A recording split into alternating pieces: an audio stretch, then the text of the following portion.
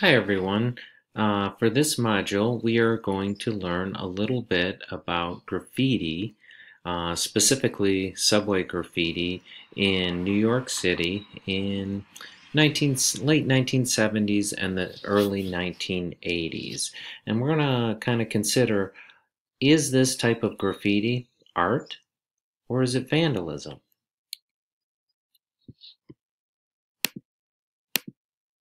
Here's the first slide I want to show you. This is a typical train that moved throughout New York City in the 1980s. For those of you that aren't aware of what subway trains do, is New York City is on an island, tons of people, lots of buildings, not easy to drive cars around. Most people live in apartments. There's not too many houses, so no garages. So just like most of us have two cars, these people either have no cars or their cars are parked somewhere else. And in order to move through the city, they would ride on these trains. And these trains would go all over New York City. If you look at the train, you can see it's a typical train car. You can see the cars here in the middle and the end of the train is that when they come into a station, automatically open up. People get on, they close, and off the trains go, and they stop at different places. If you look over here, I've got a couple of questions that I want you guys to think about. Notice how the graffiti is done on the side of the car. It was done with spray paint, okay? And when we look at this, does it really look too much like art? Or does it look like just somebody scribbling some paint on the side of a train?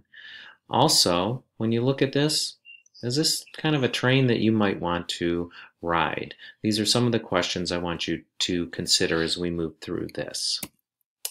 Here's another picture of a train. You can see some of the buildings in the background, but I want you to kind of focus on this tag right here.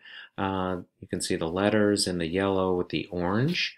And notice how the artist has been able to paint right over the doors of the train. So these doors will be opening up, and it's almost like the people will be entering into the person's graffiti, or when the trains stop and people are getting out, people almost look like they're coming out of this.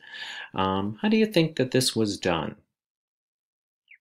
I'm giving you a second here to think about that. But what you want to think about is this was applied with your shake up spray cans of paint. And why do you think that these students might paint on the side of the cars, right? Why might we do it on the outside? One of the things I want you to think about is why on the outside of the cars? And do you think this is legal? Of course it's not legal. These people that are painting on these cars are not allowed to be doing this. They don't own the cars.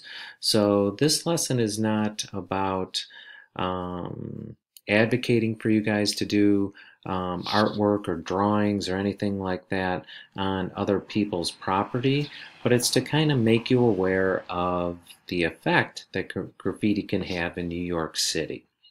So what happened well, let's look at some more first, and then we'll talk into kind of how this progressed. Here's another train. This is kind of a far back picture, and you can see this train is going over some tracks and heading off into the city. And when you see these large-scale graffitis that cover the entire side of the train, these were what they called all city. Why do you think they might call them all city? Just like the name applied, is because once these kids did these paintings on these trains, typically the trains were parked at night, and then they would head out in the daytime, and they would go all over New York City. So if you did some type of artwork on the side of one of these trains, the entire city, literally millions of people, would see your artwork. Now imagine the excitement of these kids as they spent the evening painting these sides, and then to see them head out in the morning to go out throughout the city of New York. They were absolutely thrilled so many people would be able to see their creative style on the sides of these trains. Now, let's start talking about sort of how this started. Do you see this? This is called a tag, this TAKI Taki 183. And what happened in New York is all of a sudden this started showing up in different places, this Tacky 183. And people started seeing it, not in just one location, but started seeing it all over the city. And they couldn't figure out what it was. Any ideas? Well, Tacky 183, Tacky was a specific person's nickname, and 183, well, it was the block that he lived on. So basically, he was writing his name and where he lived, because New York City is set up into blocks. So there's like 183rd goes from like 183rd Street to 184th Street, and all that area in between is his block. So other people started to realize what was going on with this, and they found it rather interesting. And here you can see that the Tacky 183 is on like a, right here you can see it's on a, like I think this is like a light post, and then here you can see a door, and you can see the Tacky 183, but then now notice what you also see around it. Other people are starting to write their names all over the city, and you can see even one up here. It's 161. You can see another 183. You can 137. So people started realizing if they put their names, it was a way of kind of marking their territory. Here it is again. Okay, down in a subway somewhere. So this kind of started getting people thinking about putting their names on things, and that was kind of the start of graffiti. Now here's a inside of a train, and when you look at this train, this is typical of one of the trains in New York City, and it's nice. Would you ride in that train car? Yeah, of course. You get on it. You can see there's places for people to sit. Those poles that are there in the middle are designed for people to actually stand up, and they can hold on to those poles as the train would move forward and backward. No problem, right? Well, now take a look at this. Whoa.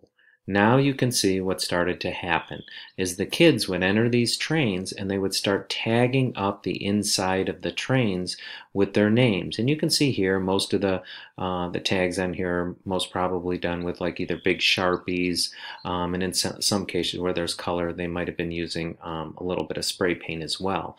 But when you look at these photographs, you can see that all of a sudden the inside of the trains no longer look like this. Now they look like this. And now you can understand people that were trying to get onto the trains and trying to go from one place to the next. It started to bring down the main transportation of New York City. So as you can imagine, the city of New York was not very happy with this type of artwork being done on the trains. And they started to try to deter people from doing that. Here's another pictures kind of side by side. So you can see here this gentleman is kind of sleeping on the train. Whether he's the artist or not, we don't know. But you can just see the graffiti that it's all over every inch of the insides of the trains. Well, what happened is as the inside of the trains got filled up with this disaster, the students realized that the artists realized that they couldn't really, they didn't have room anymore to do anything, and they wanted to be more creative. Guess where they went? The outsides of the trains, okay? Now here's, this is a subway tunnel. You can see here the train. Here's a person down here that's probably either in the process of doing graffiti.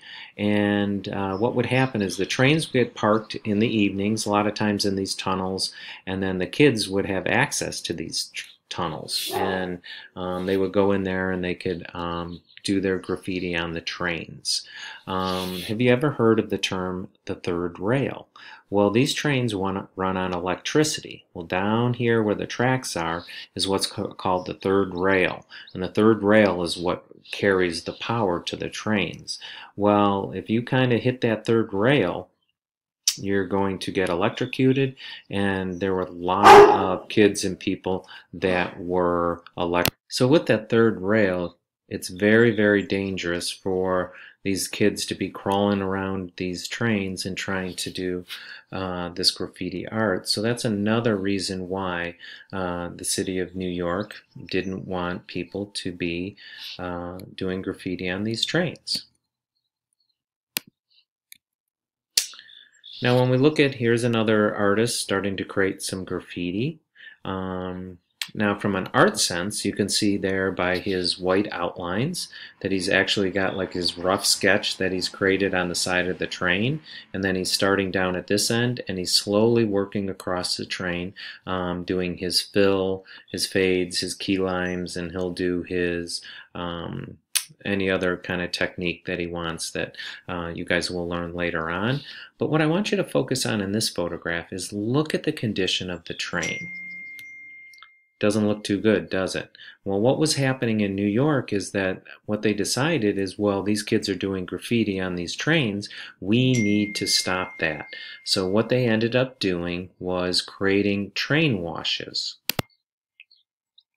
What these train washes did is at the end of the night or when there became too much graffiti on the trains would go through these almost like a car wash. And when they came out of the wash, was the graffiti kind of washed off? Yeah, kind of. But so was the finish of the train. And what it started causing, as you can see up here and even over here, it would corrode the train. And actually, in trying to remove the graffiti, it was destroying the trains. Here's another graffiti artist. He's working on the outside, and you can see that it's not very easy to kind of work on these trains. So it actually took a lot of skill in order for these kids to create these large-scale graffiti designs. How did they do that? Think about how we do our artwork in class. We start out with some ideas, we get some inspiration, and then we do some rough sketches and lay out our ideas, and then we work to our final composition. Here you can see some pieces of notebook paper where kids have actually done exactly that, is they're actually practicing and designing their name designs before they actually put them on the trains. And here you go. Here's somebody that's got a all-city design ready to go out. And as you look at that kid, do you think he's maybe proud of what he's done? Yeah, I think he is. So what I want you to think about, and we're going to learn a little bit more about, is these types of kids in New York City that were out actually breaking the law, doing the graffiti on the sides of the trains. But as you can see, they developed a skill and a talent for making their designs large, beautiful, very colorful, and they also had great knowledge about color theory in regard to complementary colors, also fades, some shading techniques that they were able to do with the spray paint, and in some cases they transitioned from just doing their names to political messages.